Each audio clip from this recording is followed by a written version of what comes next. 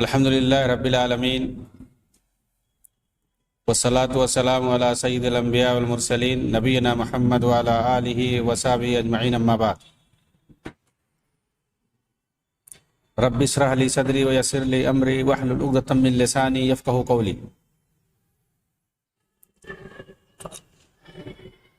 محترم ناظرین کرام،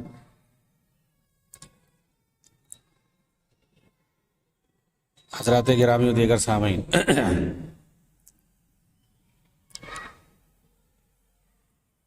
منکرین حدیث کے تعلق سے میری گفتگو چل رہی تھی کہ کس طرح سے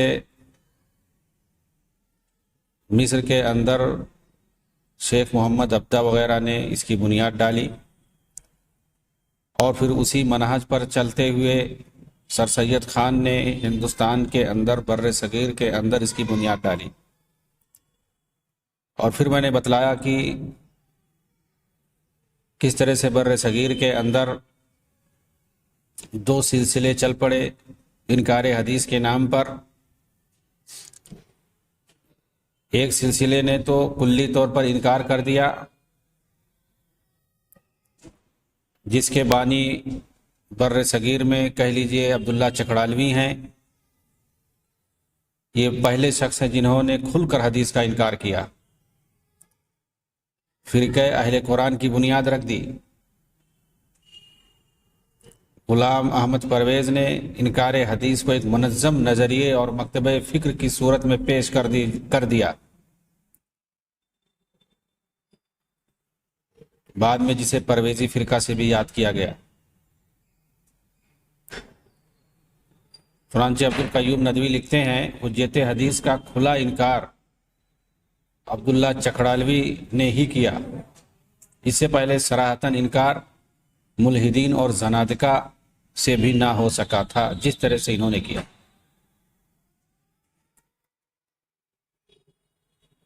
اور پھر اس کے بعد مختلف لوگوں نے انکار کیا۔ احمد اللہ امرتسری فتنے انکار حدیث کا بیڑا انہوں نے اٹھایا۔ میراث اسلام ان کی کتاب مشہور ہے، جس کے اندر قرآن پر اکتفا کرنے کی بات کہی اور سنت کا کھلا انکار کیا۔ مرزا غلام احمد قادیانی سے متعلق یہ کہنا بیجا نہیں ہوگا کہ اس نے بھی سر سید احمد خان اور ان کے مکتبہ فکر سے شہ حاصل کی۔ شیخ محمد اکرام کے مطابق مولوی چراغ علی سے مرزا کی خط و کتابت جاری تھی۔ چراغ علی جو منکرین حدیث میں مانے جاتے ہیں، نمایاں نام ہے ان کا، اور جہاد سے متعلق وہ چراغ علی کے ہم خیال تھے۔ اسی طرح حضرت عیسیٰ علیہ السلام کے متعلق مرزا علی نے سر سید کے خیالات کی پیروی کی۔ نئی نبوت کی گنجائش بھی اہل تجدد نے فراہم کی۔ بنا بری یہ بات ناقابل فہم نہیں ہے کہ مرزا قادیانی نے اس سلسلے میں انہی کے خیالات سے استفادہ کیا تھا۔ تاہم قادیانیت کے ظہور میں نو آبادیاتی نظام اور انگریزوں کا کردار غیر معمولی ہے۔ کھلے طور پر منکرین سنت میں اسلم جیراج پوری کا نام آتا ہے، جنہوں نے انکار حدیث کے بڑے ستون ہی نہیں بلکہ بعض وجوہ سے مرکز تھے۔ غلام پرویز بھی انہی کے علوم سے پروان چڑھے۔ انہوں نے ایک مورخ کی حیثیت سے زیادہ شہرت پائی۔ تاریخ الامہ کئی حصوں میں تحریر کی انہوں نے۔ حدیث کے اصولاً خلاف تھے، مگر یہ اسوہ رسول کو اصولاً حجت مانتے تھے۔ انہوں نے بھی حدیث کے خلاف بہت کام کیا ہے۔ اسوہ رسول کے بارے میں ایسی قیود لگائیں کہ انجام انکار حدیث ہی کے قریب ٹھہرا۔ جس طرح سے جاوید غامدی کے یہاں عمل حدیث کے لیے ایسے شرائط ہیں کہ شاید کہ کوئی حدیث محفوظ رہ سکے جس کا انکار نہ ہو۔ نیاز فتح پوری یہ بھی منکرین حدیث میں نمایاں شخصیت تھے۔ انکار حدیث میں یہاں تک یہ آگے نکلے گئے کہ مسلمانوں کی تمام خرابیوں کا ذمہ دار حدیث کو ٹھہرا دیا۔ یہ لکھتے ہیں اگر مولویوں کی جماعت واقعی مسلمان ہے تو میں یقیناً کافر ہوں، اور اگر میں مسلمان ہوں تو یہ سب نامسلمان ہیں، کیونکہ ان کے نزدیک اسلام نام ہے صرف قرآن تقلید کا، اور تقلید بھی رسول و احکام رسول کی نہیں بلکہ بخاری، مسلم، مالک وغیرہ کی۔ اور میں سمجھتا ہوں کہ حقیقی کیفیت یقین کی اس وقت تک پیدا نہیں ہو سکتی جب تک کہ ہر شخص اپنی سمجھ سے کسی نتیجے پر نہ پہنچے۔ قصہ مختصر یہ کہ اولین بیزاری اسلامی لٹریچر کی طرف سے مجمع احادیث نے پیدا کی۔ من یزدہ ان کی کتاب ہے، جلد نمبر 1 صفحہ 547 میں لکھا ہے انہوں نے۔ حدیث میں شک کے کانٹے نکالنے والا قرآن مجید کے ساتھ کب تک وفادار رہا؟ اسے ان کے الفاظ میں ملاحظہ کیجئے۔ کلام مجید کو نہ میں کلام خداوندی سمجھتا ہوں، نہ الہام ربانی، بلکہ ایک انسان کا کلام جانتا ہوں۔ من یزدہ جلد نمبر 1 صفحہ 405۔ یہ فتح نیاز پوری، جو اس لیے کہا جاتا ہے کہ جو حدیث کا انکار کرتا ہے کسی بھی صورت میں وہ قرآن کا بھی منکر ہوتا ہے، وہ اظہار کرے یا نہ کرے۔ انہوں نے تو اظہار کر دیا۔ اور یہ سید مودودی یہ نیاز فتح پوری کے لنگوٹیا یار تھے، دوست تھے، زمانہ ان کا گزرا ہے نیاز فتح پوری کے ساتھ، تو آپ سمجھ سکتے ہیں کہ اثر تو رہے گا ہی۔ اسی لیے دوسرے سلسلے میں سید مودودی کا نام آتا ہے۔ امین حسن اصلاحی، حمید الدین فراہی، سید مودودی یہ دوسرے سلسلے کے ہیں جنہوں نے کھل کر تو انکار نہیں کیا، البتہ شکوک و شبہات ڈالے اور بعض حدیثوں کو عقلی معیار پر پورا نہ اترنے کی وجہ سے ان کا انکار کر دیا۔ ایسا نہیں ہو سکتا ہے، صحابہ نے کچھ سمجھا ہوگا، اللہ کے رسول نے کچھ کہنا چاہا ہوگا، یا اس طرح سے یا اس طرح سے۔ یہ عقل میں آنے والی بات نہیں ہے کہ ایک ہی رات میں کوئی 99 بیویوں کے پاس جا سکے۔ ایسا کیسے ہو سکتا ہے؟ کوئی اپنی بیوی کو اپنی بہن کہہ دے، دنیا بھر کی باتیں۔ ایسا کیسے ہو سکتا ہے کہ کوئی جانور بندر یعنی بندریا کو رجم کرے؟ ایسا کیسے ہو سکتا ہے کہ دجال کہیں پر زندہ ہو اور اس کا کھوج نہ لگایا جائے؟ آخر کون سی ایسی جگہ ہے جہاں پر یاجوج ماجوج ہیں وہ کوئی جانتا نہیں ہے، اب بھی وہ موجود ہیں؟ تو اس طرح کی چیزیں ایسا اعتراض کرنا، اب ان کی عقل میں، مودودی کی عقل میں، یا اس طرح کے عقل پرستوں کی عقل میں اگر کوئی بات نہ آئے تو اس کا کیا مطلب؟ اس حدیث کا انکار کر دیا جائے؟ تو ان لوگوں نے یہی طریقہ استعمال کیا ہے، اپنی جو ہے عقل کے گھوڑے دوڑائے اور دنیا بھر کے حدیثوں پر سوالات کھڑا کیے اور اس کے اندر شکوک و شبہات ڈالنے کا ان لوگوں نے کام کیا ہے۔ نیاز فتح پوری جیسے لوگوں کے ساتھ جو وقت گزارے گا، ان کا یار بن کر کے رہے گا، تو اس کی حالت کیا ہو سکتی ہے؟ ڈاکٹر غلام جیلانی برق یہ بھی بزامی خیش علوم عربی پر عمیق نگاہ رکھنے والے اور بڑے محقق تھے۔ یہ مطلب اپنے آپ کو بہت بڑا ادیب اور عربی جاننے والا اور محقق سمجھتے تھے۔ ان کی کتابوں میں 2 قرآن اور 2 اسلام، 2 قرآن 2 اسلام، جہان نو اور حرف مجرمانہ بسلسلہ انکار حدیث مشہور ہیں۔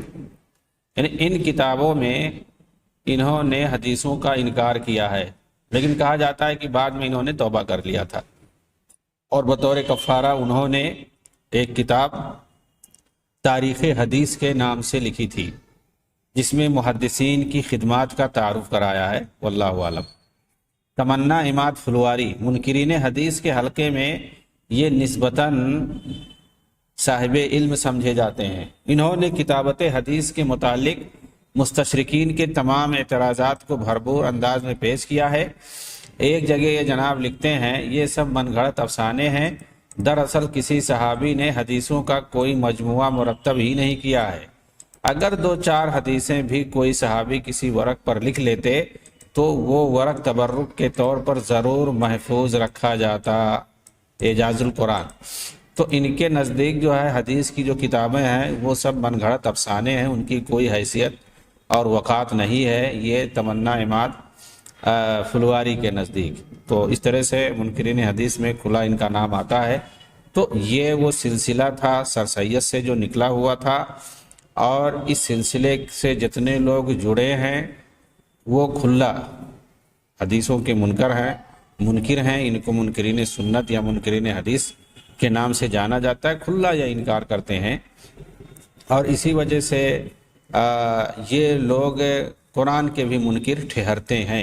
ظاہر سی بات ہے، جو حدیث کا انکار کرے گا وہ قرآن کا بھی منکر لازمی طور پر ٹھہرے گا. وما آتاکم الرسول فخذوہ وما نہاکم عنہ فانتہوا. اللہ کے رسول صلی اللہ علیہ وسلم جو بھی باتیں بتائیں ان کو اللہ تعالیٰ نے لینے کے لیے کہا ہے، مطلب ان پر عمل کرنے کے لیے. تو ظاہر سی بات ہے اللہ کے رسول کی بتائی ہوئی تمام باتوں کو اللہ کے رسول صحابہ کرام کو بتاتے تھے، اور پھر صحابہ کرام کی ذمہ داری ہوتی تھی کہ وہ ان باتوں کو اپنے بعد والوں کو پہنچا دے. حجۃ الوداع کے موقع پر اللہ کے رسول نے صاف صاف اپنے خطبے میں فرمایا تھا، جس وقت کی لاکھوں لوگ وہاں پہ موجود تھے، بلغوا انی، مطلب فلیبلغ الشاہد الغائبہ، میری باتوں کو جو یہاں موجود ہیں وہ دوسروں کو پہنچا دیں گے. اور بہت بڑا خطبہ آپ نے دیا تھا، بہت ساری چیزوں کو آپ نے بتایا تھا. تو ظاہر سی بات ہے اللہ کے رسول کی طرف سے یہ فرمان تھا، یہ حکم تھا کہ میری باتوں کو دوسروں تک پہنچا دینا ہے. تو صحابہ کرام کی ذمہ داری تھی کہ اللہ کے رسول صلی اللہ علیہ وسلم انہوں نے قرآن کی شکل میں، حدیث کی شکل میں جو بھی اللہ کے رسول کے زبانی انہوں نے سنا، ان کی ذمہ داری تھی انہوں نے بالکل ٹھیک ویسے ہی دوسروں تک پہنچا دیا ہے. اس میں صرف قرآن ہی نہیں ہے، حدیثیں بھی ہیں، اللہ کے رسول صلی اللہ علیہ وسلم کی پوری سیرت ہے، پوری تاریخ ہے، آپ نے کیا کیا ہے، کیا کہا ہے، آپ کے اقوال و افعال اور اعمال، ساری چیزوں کو انہوں نے جس طرح سے دیکھا، جس طرح سے سنا، وہ دوسروں تک پہنچا دیا ہے. اسی کا نام قرآن ہے اور اسی کا نام حدیث ہے. لیکن ان لوگوں نے مطلب حدیث کو انکار کرنے کے لیے مختلف قسم کی باتیں اور مختلف قسم کی تعویلیں کی ہیں.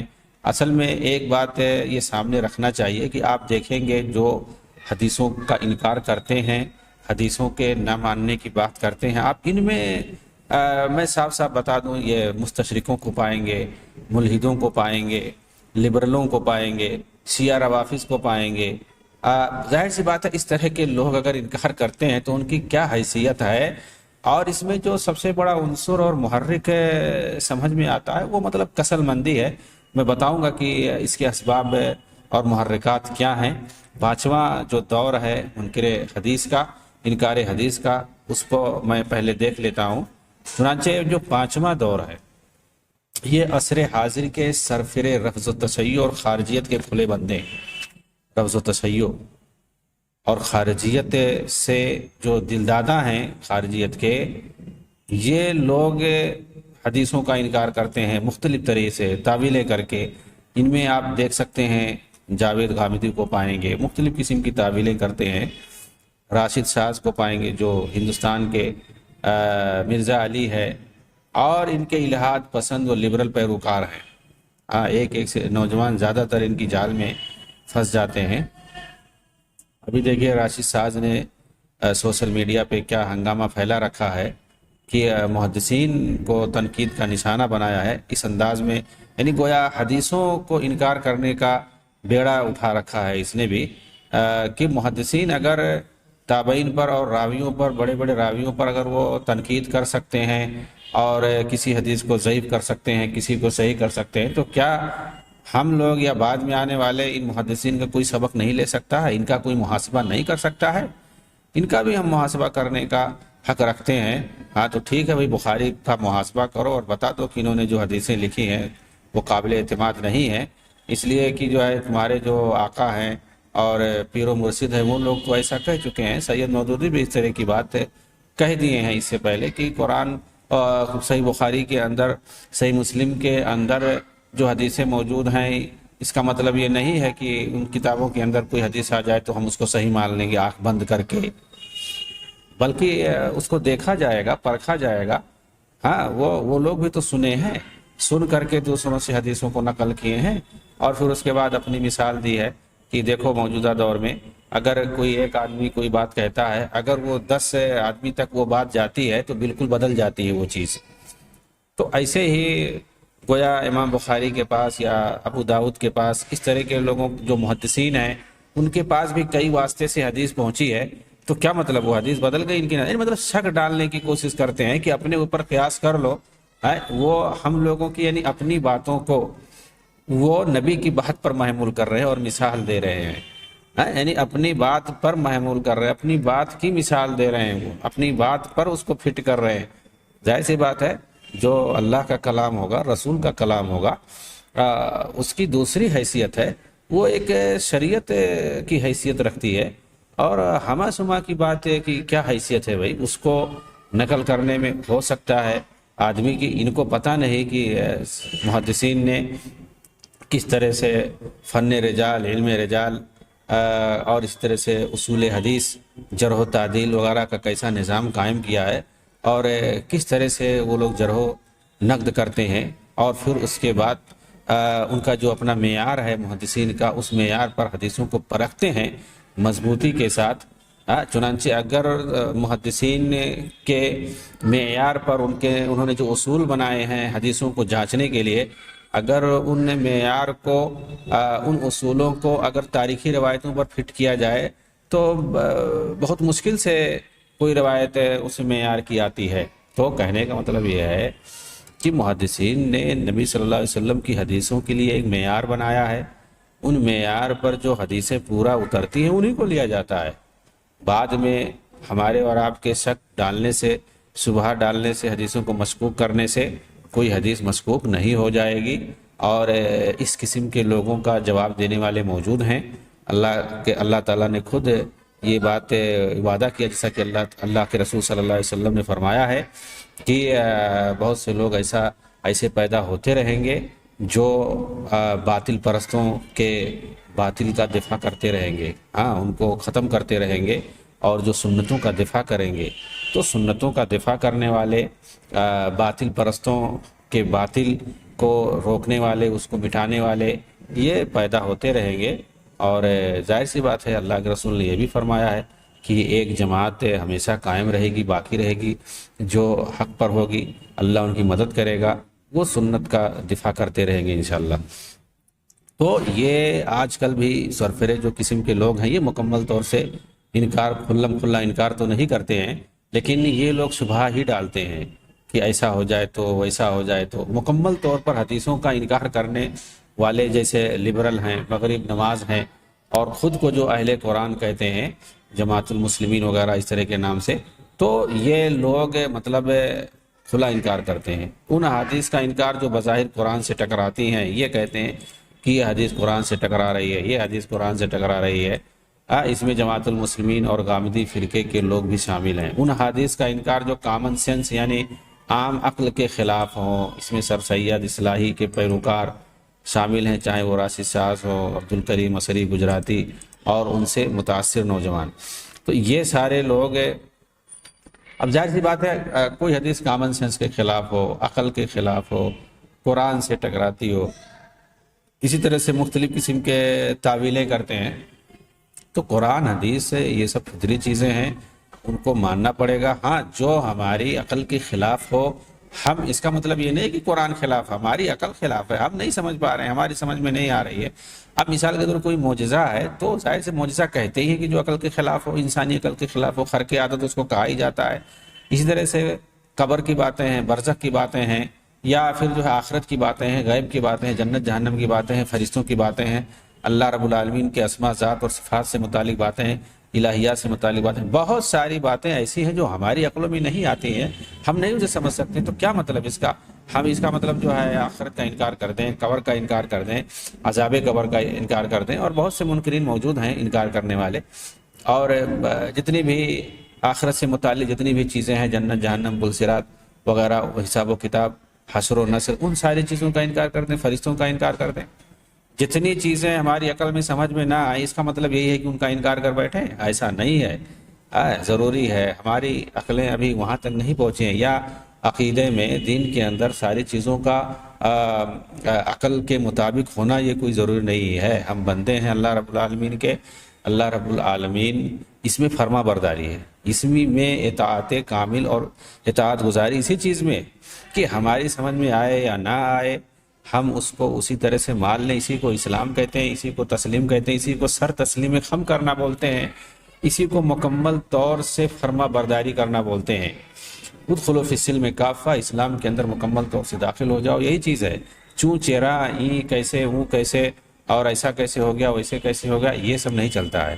ہاں، یہ سب دنیاوی معاملات میں چلتا ہے. ہاں، دنیاوی معاملات میں یا اگر کوئی آدمی کوئی چیز بتا رہا ہے، کوئی دینی چیز ہے، دنیاوی چیز ہے، کوئی معاملات ہے، کوئی اس طرح کی چیز ہے، آپ کو نہ سمجھ میں آئے تب آپ اس پر اعتراض کیجئے. لیکن اگر کوئی عقیدے کی بات ہے، کوئی آخرت کی بات ہے، ایمانیات سے متعلق اس کا کوئی تعلق ہے، دین سے متعلق بات ہے، تو ظاہر سی بات ہے اس میں آپ اعتراض نہیں کریں گے، اس میں سوالات نہیں ٹھوکیں گے اور یہ نہیں کہیں گے یہ ہماری عقل میں نہیں آنے والی بات ہے اس لیے ہم اس کو نہیں مانیں گے. تو آپ دھیرے دھیرے پہلے حدیثوں کا انکار کرو گے، پھر اگر قرآن کی کوئی بات نہیں سمجھ میں آ رہی تو کیا اس کو بھی انکار کر دو گے؟ اس کو بھی انکار کر دیتے ہیں. تو یہ ساری چیزیں ہیں منکرین حدیث. یہ سارا جتھا آپ کو ملے گا جمال الدین افغانی، محمد ابدا، شیخ محمد ابدا اور پھر سر سید خان اور پھر اس کے بعد اصلاحی مودودی، دنیا بھر کے جو فرقے ہیں اور یہ سب اخوانیوں میں بھی اس طرح کی عقل پرستانہ چیزیں موجود ہیں. انہی سے جا کر کے یہ داغا آپ کو مل جائے گا. تو کہنے کا مطلب یہ ہے جیسا کہ میں نے بتایا تھا اس کے بہت سارے اسباب اور محرکات ہیں. کون سے اسباب اور محرکات ہیں جن کی وجہ سے یہ لوگ حدیثوں کا انکار کرتے ہیں، چاہے کھلم کھلا انکار کرتے ہیں یا اس کے لیے مختلف بہانے کرتے ہیں، عقل کا سہارا لیتے ہیں، درایت کا سہارا لیتے ہیں، تعویل کا سہارا لیتے ہیں اور دوسری بہت ساری چیزوں کا سہارا لیتے ہیں. تو آخر مین اسباب اور بنیادی اسباب اس کے کیا ہیں؟ کیا وہ محرکات ہیں جن کی بنیاد پر یہ لوگ حدیثوں کا انکار کرتے ہیں، سنت کا انکار کرتے ہیں؟ تو سب سے پہلی چیز جو ہے وہ اتباع وحی کا جھانسا ہے. اصل میں کیا ہے، یہ جو منکرین حدیث ہیں عوام کو یہ جھانسا دیتے ہیں کہ واجب الاتباع محض وحی الہی ہے، یعنی وحی الہی کو کہا گیا ہے کہ صرف اسی کی اتباع کرو. اور ظاہر سی بات ہے قرآن کے اندر وحی کی اتباع کا حکم دیا گیا ہے. تو اور پھر اس کے بعد یہ لوگ یہ سمجھانے کی کوشش کرتے ہیں عوام کو کہ وحی جو ہے صرف قرآن کو کہتے ہیں اور قرآن میں لکھا ہے کہ وحی کی اتباع کرو. اتبعوا ما انزل الیکم من ربکم ولا تتبعوا من دونہ اولیاء قلیلا ما تذکرون، کہ جو چیز تمہارے اوپر نازل کی گئی ہے تمہارے لیے، تمہاری طرف جو چیز نازل کی گئی صرف اسی کی اتباع کرو، اس کے علاوہ اور کسی دوسرے کی اتباع نہ کرو، تم تھوڑا ہی نصیحت حاصل کر رہے ہو. تو ظاہر سی بات ہے یہاں کہا گیا ہے وحی کی اتباع کرو، تو وہی ظاہر سی بات ہے قرآن ہے. اس کا مطلب واجب الاتباع جو ہے وہ کیا ہے؟ قرآن ہے. تو یہ اس طرح سے سمجھا کر کے اور وحی کو منحصر کر دیتے ہیں یہ قرآن کے اندر اور حدیث کو نہیں اس میں ڈالتے ہیں. تو کہتے ہیں حدیث تو واجب ہے نہیں اتباع کرنا، تو کیسے ہم اس کو اتباع کریں، کیسے ہم اس کو مانیں؟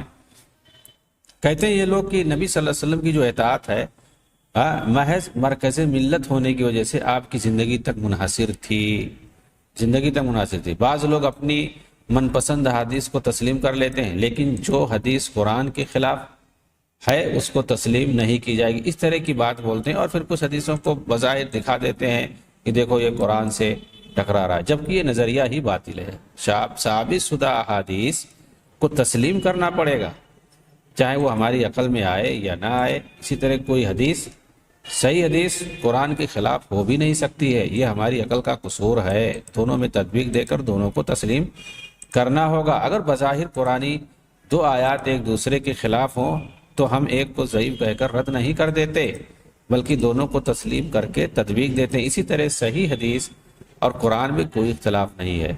اگر کوئی ایسی بات ظاہری طور پر محسوس ہو تو دونوں میں تطبیق دے کر کے دونوں کو تسلیم کرنا پڑے گا، تطبیق دیا جائے گا اس کے لیے. اور دوسری بات یہ کہ وحی کو صرف قرآن میں منحصر کرنا یہ لوگوں کو بیوقوف بنانا ہے اور یہ بیوقوف وہی شخص بناتا ہے جو جانتا ہے، جان بوجھ کر کے بیوقوف بناتا ہے. تو ایسے لوگ ڈبل جو ہے سزا کے مستحق ہوتے ہیں. بھئی قرآن کے اندر صاف صاف ہے وما ينطق عن الهوى ان هو الا وحی یوحی، کہ نبی جو بھی بات کرتے ہیں وہ وحی ہوتی ہے. وہ وحی کے علاوہ اور کچھ نہیں بولتے. ظاہر سی بات ہے شرعی معاملات میں اللہ کے رسول جو بتاتے ہیں لوگوں کو، دین کے معاملے میں جو چیزیں بتاتے ہیں وہ سب وحی ہوتی ہے. تو ظاہر سی بات ہے وہ قرآن بھی ہے، قرآن کی شکل میں بھی اللہ کے رسول بتاتے ہیں، اور قرآن کے علاوہ بھی آپ نے بتایا، اسی کو ہم وہی حدیث کہتے ہیں، اسی کو ہم حدیث کہتے ہیں. قرآن کے علاوہ جو بتا، اسی لیے محدثین نے وحی کی دو قسمیں کہی ہیں، وحی جلی، وحی خفی. وحی جلی قرآن کی شکل میں، اور وحی خفی یہ حدیث کی شکل میں ہے. اللہ تعالیٰ نے دونوں کی حفاظت کی ذمہ داری لی ہے. چنانچہ عبداللہ ابن عمرو بن عاص رضی اللہ عنہما کہتے ہیں کہ اللہ کے رسول صلی اللہ علیہ وسلم سے میں حدیثیں لکھ لیا کرتا تھا. آپ جو کچھ بولتے تھے میں اسے لکھ لیا کرتا تھا. قریش کے لوگوں نے مجھ پر اعتراض کیا کہ آپ تو جو بھی اللہ کے رسول بولتے ہیں سب لکھ لیتے ہو، حالانکہ کبھی آپ غصے کی حالت میں رہتے ہیں اور کبھی آپ ناراضگی کی حالت میں رہتے ہیں، کبھی خوشی کی حالت میں رہتے ہیں، آپ ساری باتوں کو لکھ لیتے ہیں. تو انہوں نے کہا کہ میں نے اس کے بعد لکھنا چھوڑ دیا، لیکن میرے دل میں بات تھی. میں نے اللہ کے رسول صلی اللہ علیہ وسلم کے سامنے اس بات کا تذکرہ کیا کہ یہ میرے ساتھ ایسا ہوا ہے. تو آپ نے ان کو خطاب کرتے ہوئے کہا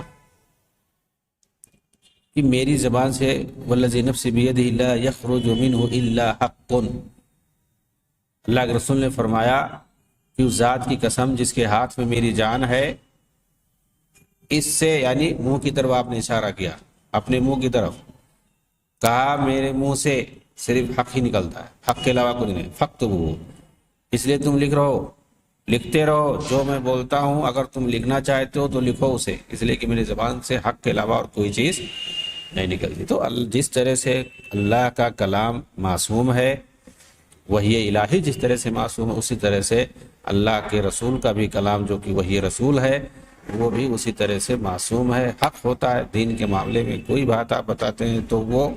اور یہ بھی سن لیجئے، حجت قرآن جس طرح سے ہے، حجت پکڑنے میں، احتجاج پکڑنے میں، استدلال کرنے میں، دلیل کسی حکم کے لیے، کسی چیز کے لیے، جب ہم کسی عقیدے کے لیے، کسی حکم کے لیے، کسی اخلاق اور آداب کے لیے، کسی بھی چیز کے لیے، کسی چیز کو ثابت کرنے کے لیے جب ہم دلیل کے طور پر قرآنی آیت کو پیش کرتے ہیں، اسی طرح سے ہم حدیث کو بھی پیش کر سکتے ہیں. جو ایک حکم اگر بنتا ہے قرآن کی آیتوں کے ذریعے سے ثابت ہوتا ہے، سیم اسی طرح سے، بالکل اسی طرح سے حدیث کے ذریعے بھی ہر چیز ثابت ہوتی ہے، چاہے وہ احکام سے اس کا تعلق ہو، مسائل سے اس کا تعلق ہو، معاملات سے اس کا تعلق ہو، یا اسی طرح سے عقائد ایمانیات سے اس کا تعلق ہو، یا اس کا تعلق حدود اور قصاص سے ہو. حدود اور قصاص سے بھی اگر اس کا تعلق ہے تو جس طرح سے قرآن سے ثابت ہوتا ہے اسی طرح سے حدیث سے بھی ثابت ہو جائے گا. تو احتجاج کے اندر، حجیت کے اندر قرآن اور حدیث دونوں برابر ہیں. ایسا آپ نہیں کہہ سکتے ہیں کہ قرآن کو فوقیت حاصل ہے احتجاج میں، افضلیت میں آپ کہہ سکتے ہیں، لیکن احتجاج میں، حجت پکڑنے میں، استدلال میں، استدلالی کیفیت میں کوئی وہ. ہم یہ نہیں کہیں گے کہ یہ خبر واحد ہے اس وجہ سے اسے ہم دلیل نہیں پکڑ سکتے، یہ ہے یا وہ ہے. صحیح حدیث اگر ہے، اگر ثابت ہو گیا کہ یہ صحیح حدیث ہے، اللہ کے رسول صلی اللہ علیہ وسلم ہی کا کلام ہے، تو ایسی صورت میں ہم اس کو ویسے ہی حجت بنا سکتے ہیں. ہمارے لیے وہ ویسے ہی دلیل ہے جس طرح سے قرآن کی کوئی آیت کو ہم دلیل بناتے ہیں، نبی صلی اللہ علیہ وسلم کی حدیث کو بھی ہم ویسے ہی دلیل کے طور پر پیش کر سکتے ہیں، اور اس کے ذریعے سے ہم کوئی بھی حکم ہو یا کوئی مسئلہ ہو شرعی، یا اسی طرح سے کوئی عقیدہ ہو، ایمان کے تعلق سے کوئی بات ہو، اس کو ہم اسی طرح سے ثابت کر سکتے ہیں. اس کے لیے ہم اسی طرح سے حدیث سے دلیل پکڑ سکتے ہیں جس طرح سے ہم قرآن سے دلیل پکڑتے ہیں. تو یہ اتباع وحی کا جو جھانسا ہے یہ بہت خطرناک ہے. بہت کم لوگ اس کو سمجھ پاتے ہیں. ہاں ظاہر سی بات ہے، مطلب یہ کہ حدیث کو تو اتباع کرنے کے لیے کہا نہیں گیا ہے. اسی طرح سے اسلام کو مغربی تہذیب سے ہم آہنگ کرنے کی کوشش، موجودہ دور میں جو یہ متقربین تھے، مستشرقین سے جا کر کے انہوں نے علوم حاصل کیا ہے، یہ ان لوگوں کی کوشش رہی ہے جیسا کہ میں نے بتایا، اور انگریزوں کے پیروی جنہوں نے کی، ان کے ساتھ جنہوں نے رہ کر کے ان کی چاپلوسی کی، اور ان سے جنہوں نے مراعات حاصل کرنے کی کوشش کی اور مراعات حاصل کرنے کے لیے انہوں نے ساتھ دیا پورے طور پر، تو ظاہر سی بات ہے جو عقل پرست تھے اور عقلانی قسم کے تھے، موجودہ دور کے کہل معتزلہ تھے، یہ لوگ ہر چیز کو ماڈرن سائنس کے حساب سے دیکھنے والے، جن کو آپ عقلانی بھی کہہ سکتے ہیں، ریشنلسٹ کہہ سکتے ہیں، ان لوگوں نے اسلام کو چاہا کہ ہم مغربی تہذیب سے ہم آہنگ کر دیں، اسی طرح سے پیش کریں، اسلام کو جس طرح سے یورپ چاہتا ہے، ماڈرن سائنس جس طرح سے چاہتی ہے، اسی طرح سے پیش کر دیں۔ چنانچہ تجدد اور مغربیت اختیار کرنے، عہد نو کے تقاضوں کی دہائی دے کر اسلام کو جدید مغربی نقطۂ نظر سے ہم آہنگ کرنے پر مائل کرنے کی جو کوششیں کی، اور ایک سوچے سمجھے منصوبے کے تحت قرآن کریم اور احادیث نبویہ میں جو شک اور شبہات پیدا کیے اور خیالات فاسدہ افکار باطلہ کو تحقیق کی آڑ میں پیش کیا، اس سے دنیا اسلام کا ایک بڑا حصہ خصوصاً جدید تعلیم یافتہ طبقہ دینی، فکری، تہذیبی ارتداد میں مبتلا ہو گیا۔ انکار حدیث کا موجودہ فرقہ بنیادی طور پر مستشرقین ہی کی دین ہے، جن کو آپ متقربین یا مستغربین کہہ سکتے ہیں، جو مستشرقین کے پیروکار تھے، مسلمان تھے یہ لوگ، اور عالم اسلام کے اندر واپس آ کر کے انہوں نے وہی ساری گندگی پھیلائی جو مستشرقین چاہتے تھے، اور وہ اپنی کتابوں کے ذریعے سے یورپ کے اندر پھیلا چکے ہیں۔ چنانچہ چونکہ حدیث اور جدید مغربی تہذیب کو اکٹھا کرنا ممکن نہیں ہے، لہٰذا حدیث پر اعتراض جدید اعتراض کرنا انہوں نے سیکھا۔ جدید تعلیم یافتہ مسلم دانشوروں کی ہاں اس طرح کا انکار ایک فیشن بن گیا، حدیث کا انکار کرنا۔ اصل میں ہوتا کیا ہے، حدیثوں کے اندر ساری چیزیں وضاحت کے ساتھ، تفصیل کے ساتھ اللہ کے رسول نے توضیح، تشریح اور تفسیر کے طور پر بتا دیا ہے۔ قرآن کے اندر اتنی تفصیل سے ساری چیزیں آپ کو نہیں ملیں گی۔ نماز کی جو تفصیلات ہیں قرآن میں، بھائی نماز پڑھو، اقیموا الصلاۃ وآتوا الزکاۃ، نماز قائم کرو، زکوٰۃ ادا کرو۔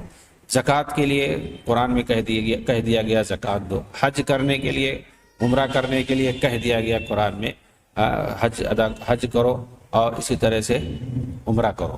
تو ظاہر سی بات ہے، لیکن اس کی تفصیل کس طرح سے ہمیں حج کرنا ہے، مناسک حج، اس کے احکام، اس طرح سے عمرہ کے احکام، اس کے مناسک، زکوٰۃ کی جو پوری تفصیل ہے، کس چیز میں کس طرح سے دینا ہے، کیسے کیا، اس کی پوری تفصیل آپ کو نماز کے اندر کیسے جو ہے سب واجبات ہیں، سنن ہیں، ارکان ہیں، ان کی پوری رکعات کی جو تفصیل ہے، یہ ساری چیزیں آپ کو عقائد میں، ساری چیزیں تفصیلات آپ کو، ایمانیات سے تعلق، آخرت سے متعلق ساری چیزیں، ان سب کی تفصیلات آپ کو حدیثوں کے اندر ملے گی، قرآن میں تفصیلات نہیں ہے۔ تو اس کا مطلب یہ ہوتا ہے، اور ان لوگوں نے اس کا غلط فائدہ اٹھایا کہ حدیث کو جب ہم انکار کر دیں گے تو پھر قرآن کو اپنے منمانی، کیونکہ اس کے اندر اختصار ہے، اجمال ہے، ہم اس کو اپنے حساب سے اپنا معنی پہنا دیں گے، جیسا چاہیں گے ویسا ہم مراد لے لیں گے۔ جب تفصیل نہیں ہے تو ہم جیسا چاہیں گے سمجھ لیں گے، اور لوگوں کو بیوقوف بنانے کے لیے کہہ دیتے ہیں کہ تواتر سے عمل ثابت چلا آ رہا ہے، ہمیں کسی تیسری چیز کی ضرورت نہیں ہے، قرآن ہمارے لیے کافی ہے۔ باقی جہاں تک عمل کرنے کی بات ہے، نماز پڑھنے کی بات ہے، ہم دیکھ رہے ہیں آباء و اجداد سے تواتر کی شکل میں چلا آ رہا ہے۔ زکوٰۃ کا بھی معاملہ وہی ہے۔ حج کوئی ایسا سال نہیں گیا کہ نہ کیا گیا، اور سب لوگ جانتے ہیں کیسے حج ہوتا ہے۔ تو یہ سب کہہ رہے ہیں کہ ایک دوسرے کی پیروی میں لوگ جیسے دیکھتے ہیں ویسے کرتے چلے آئیں گے۔ اور کسی مطلب حدیث کی، بھائی کوئی آدمی کسی طرح پڑھتا ہے، کوئی کچھ مانتا ہے، تو ہم بنیاد کس کو بنائیں گے؟ اسے معیار ہمارے سامنے کیا ہوگا؟ تو یہ سارے جو معیارات ہیں اور اس کی جو اصلی جو بنیاد ہے، یہ سب ڈھانا چاہتے ہیں کہ آدمی اپنی سمجھ سے جو چاہے وہ کرے۔ آزاد خیالی اور فیشن یہ لوگ لانا چاہتے ہیں، جدید مغربیت زدہ جو تہذیب ہے، کلچر ہے، اباحیت زدہ جو کلچر ہے، دراصل اس کو یہ لوگ اسلامی کلچر میں اس کو لانا چاہتے ہیں اور اس کو ضم کرنا چاہتے ہیں یہ ایک طرح سے اگر کہا جائے کہ اسلام دشمنی ہے، نفرت ہے، تو بیجا نہیں ہوگا۔ اللہ تعالی ہمیں ان جدید اور متجددین اور مغرب زدہ لوگوں سے اور ان کی تہذیب کو رائج کرنے والوں سے اور منکرین سنت سے، منکرین حدیث سے اللہ تعالیٰ یہ جو فتنہ ہے اس دور کا، اسے بچائے، آمین۔ وآخر دعوانا ان الحمدللہ رب العالمین، والسلام علیکم ورحمۃ اللہ وبرکاتہ۔